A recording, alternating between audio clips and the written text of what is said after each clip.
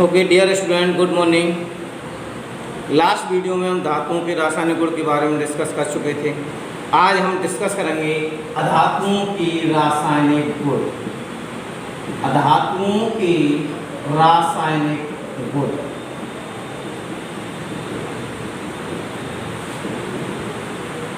Chemical properties of non metals. Chemical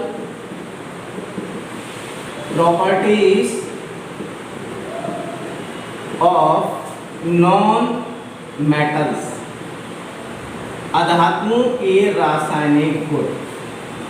तो देखें, number 1 पहला, जब किसी अधातु की ऑक्सीजन के साथ क्रिया, किसके साथ क्रिया? ऑक्सीजन के साथ क्रिया।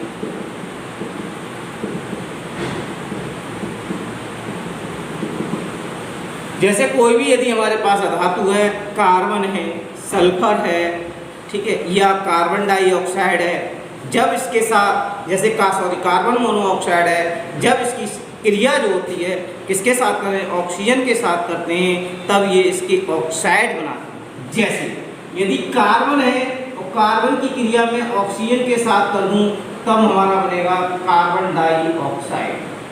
क्या बनेगा? Carbon dioxide. यानी कहने का मतलब, यदि सल्फर है और सल्फर की क्रिया यदि ऑक्सीजन के साथ कर दूं, तो बनेगा सल्फर डाइऑक्साइड। क्या कह सकते हैं? यदि अधातु की क्रिया, किसकी क्रिया? अधातु की क्रिया किसके साथ करें? ऑक्सीजन के साथ करें। किसके साथ करें? ऑक्सीजन के साथ करें, तब अधातु ऑक्साइड बनता है।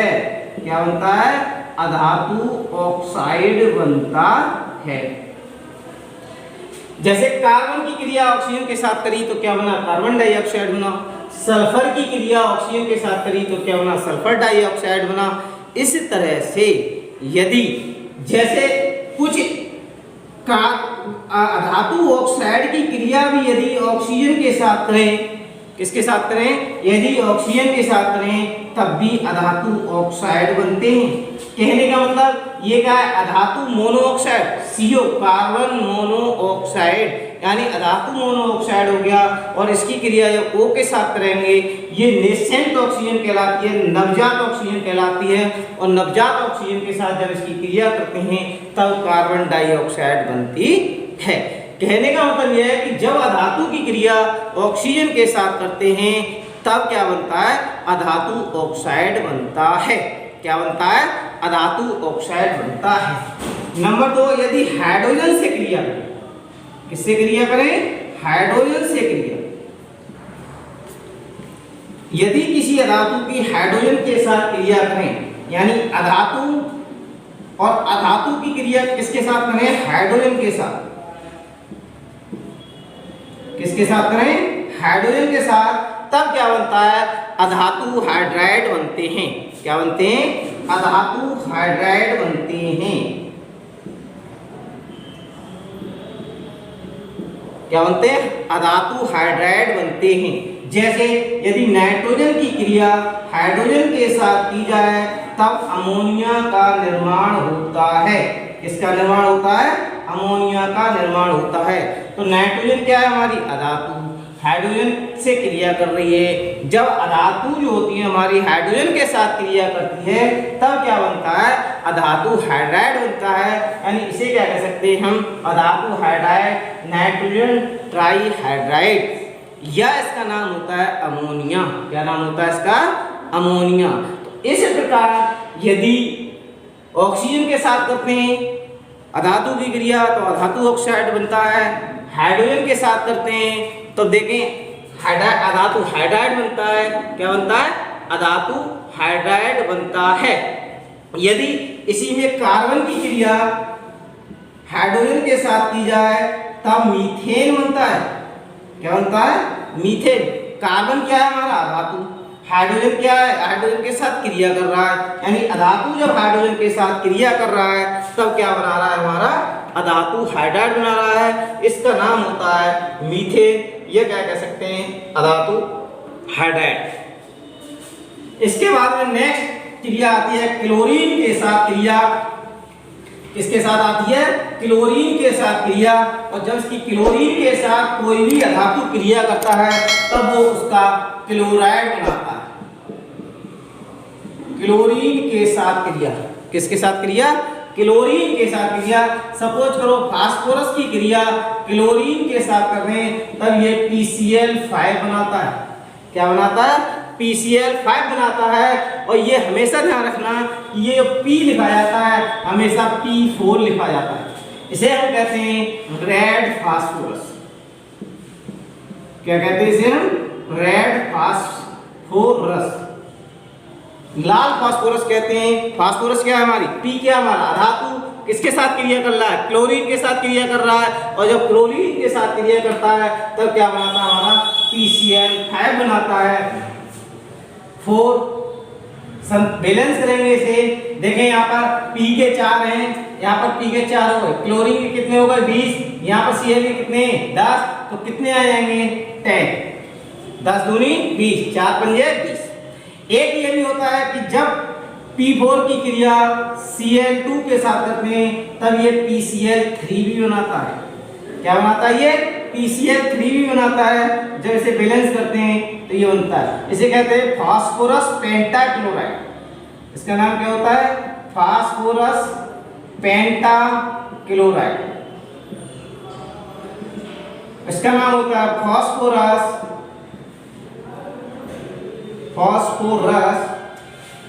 ट्राइक्लोराइड। तो हमने ये अधातुओं की रासायनिक क्रिया पढ़ी। जब अधातु ऑक्सीजन के साथ क्रिया करता है तो अधातु ऑक्साइड बनाता है। जब अधातु क्लोरीन के साथ क्रिया करता है तो उसके क्लोराइड बनाता है। और जब अधातु हाइड्रोजन के साथ क्रिया करता है तो उसके हाइड्राइड बनाता है। क्या बनाता है? हाइड्राइड बनाता है। अब बात ये होती है कि जो अधातु होती हैं और धातुएं होती हैं, जो अधातुएं होती हैं और धातुएं होती हैं, इन दोनों के मध्य बॉन्ड बनता है। इन दोनों के मध्य क्या बनता है? बॉन्ड बनता है, जिसके फलस्वरूप क्या बनते हैं? हमारे कंपाउंड बनते हैं। क्या बनते हैं? कंपाउंड बनते हैं। तो धातु और अधातुओं के बीच जो रासायनिक क्रियाएं होती हैं वो कैसे कैसे होती हैं, क्या होती हैं, और उनके मध्य में कौन कौन से बॉन्ड बनते हैं, इसके बारे में थोड़ी सी जानकारी लेते हैं। सपोज करो हमारा NaCl सोडियम क्लोराइड बना, HCl हाइड्रोजन क्लोराइड बना, ठीक है। नेक्स्ट MgCl2 मैग्नीशियम क्लोराइड बना। तो इसमें जब धातु और अधातुओं के मध्य जो रिएक्शन होती है वो किस तरीके से होती है, थोड़ा सा जानकारी देते हैं आपके लिए। देखें, सोडियम क्या है? हमारी धातु। सोडियम क्या है? हमारी धातु। क्लोरीन क्या है? हमारी अधातु। क्लोरीन क्या है? अधातु। इसी तरह से मैग्नीशियम क्या है? हमारी धातु है। और Cl क्या है? हमारा अधातु है।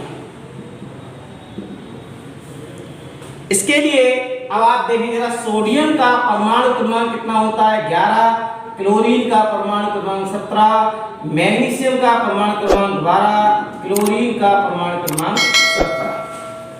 जब ये कंपाउंड बना इन दोनों से, NaCl और MgCl2, तो कैसे बना? कौन सा बंध होता है?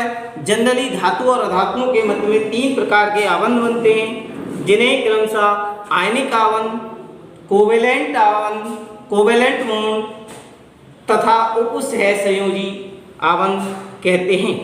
यानी आयनिक बॉन्ड, इसे हिंदी में आयनिक बॉन्ड भी कहते हैं, या वैद्युत संयोजी बॉन्ड कहते हैं, इलेक्ट्रोवैलेंट बॉन्ड। दूसरा होता है कोवेलेंट बॉन्ड, जिसे सहसंयोजी आबंध कहते हैं। तीसरा होता है उपसहसंयोजी बॉन्ड, जिसे कोऑर्डिनेट बॉन्ड कहते हैं। ये कोऑर्डिनेट बॉन्ड जो है वो आपके इंटर में है, हाई स्कूल में नहीं है। इन दो के बारे में थोड़ी सी जानकारी लेते हैं जो आपके सिलेबस में है। तो देखिए, सोडियम का यदि हम इलेक्ट्रॉनिक कॉन्फ़िगरेशन करें, क्या करें? इलेक्ट्रॉनिक कॉन्फ़िगरेशन करें तो ये जो होता है 281 और 287।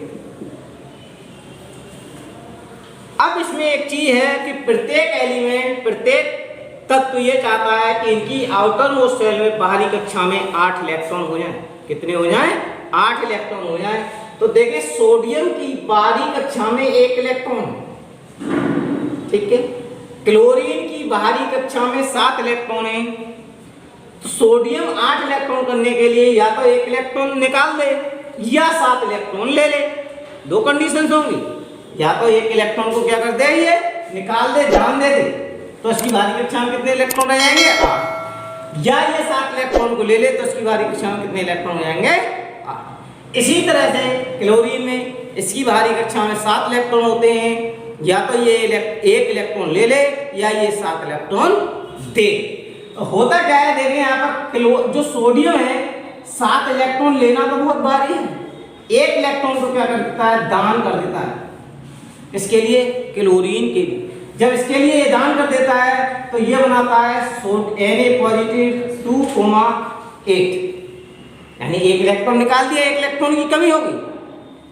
इसने एक इलेक्ट्रॉन को ग्रहण कर लिया तो ये बनाता है क्लोरीन -2,8,8। तो देखें दोनों की बाहरी कक्षा पूरी हो गई, इसकी बाहरी कक्षा में 8 इलेक्ट्रॉन हो गए, इसकी बाहरी कक्षा में 8 इलेक्ट्रॉन हो गए।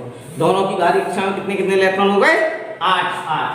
ध्यान रखना, जो एलिमेंट इलेक्ट्रॉन निकालेगा यानी जिसमें कमी होगी उस पर पॉजिटिव चार्ज आएगा, वो पॉजिटिव आयन बनाएगा, और जो इलेक्ट्रॉन को लेगा वो नेगेटिव चार्ज। क्लियर है? तो अब इनमें क्या होता है, इसी तरह से इनमें क्या होता है, एक बॉन्ड बन जाता है Na, इस तरह से अपना इलेक्ट्रॉन दान कर देता है Cl- प्लस Cl-, और ये बनाता है NaCl, और इसमें बने आबंध को कहते हैं आयनिक बॉन्ड। कौन सा बॉन्ड कहते हैं, आयनिक बॉन्ड कहते हैं। क्यों कहते हैं, क्योंकि ये पहले आयंस बनाते हैं, ये पहले क्या करते हैं, आयंस बनाते हैं, इसलिए इन्हें आयनिक बॉन्ड कहते हैं। क्या कहते हैं, आयनिक बॉन्ड कहते हैं। इसी तरह से मैग्नीशियम का यदि परमाणु क्रमांक देखा कितना होता है, 12, इसका इलेक्ट्रॉनिक कॉन्फ़िगरेशन करा जाए तो कितना हो गया, 2, 8, 2, और इसका कराया है 2, 8, 7। अब आपने देखा होगा कि MgCl जो कंपाउंड बनाता है वो बनाता है हमारा MgCl2। क्या बनाता है, MgCl2, यानी एक Cl इधर लगा होगा और एक Cl यहाँ पर लगा होगा। क्लियर? ये क्या बनाता है, हमारा MgCl2 बनाता है। तो देखें Mg के दोनों तरफ क्या लग जाएगा, Cl, यानी यहाँ भी क्या आएगा, 2, 8, 7। अब यहाँ पर देखें Mg की बाहरी कक्षा में 2 इलेक्ट्रॉन है और 2 क्लोरीन है, इनकी दोनों की बाहरी कक्षा में कितने कितने इलेक्ट्रॉन है, 7। तो Mg एक इलेक्ट्रॉन तो अपना इसको दे देता है और एक इलेक्ट्रॉन इसको अपना दे देता है, तो क्या बनाता है, Mg2+ आयन, यानी कितना इलेक्ट्रॉनिक कॉन्फ़िगरेशन रह गया, 2,8। इसी तरह से यहाँ पर Cl नेगेटिव हो जाता है और यहाँ पर Cl नेगेटिव हो जाता है, 2,8,8, 2,8,8। इस तरह से इनके मध्य जो बॉन्ड बनता है वो बनता है हमारा Cl bond Mg bond Cl, और ये बॉन्ड जो होते हैं वो हमारे कहलाते हैं आयनिक बॉन्ड। क्यों? क्योंकि ये क्या बनाते हैं, आयंस बनाते हैं, इसलिए इस प्रकार के आबंध को आयनिक आबंध कहते हैं। इसके बाद में नेक्स्ट आता है कोवेलेंट बॉन्ड, जिसे नेक्स्ट वीडियो में डिस्कस करेंगे। Okay, thank you.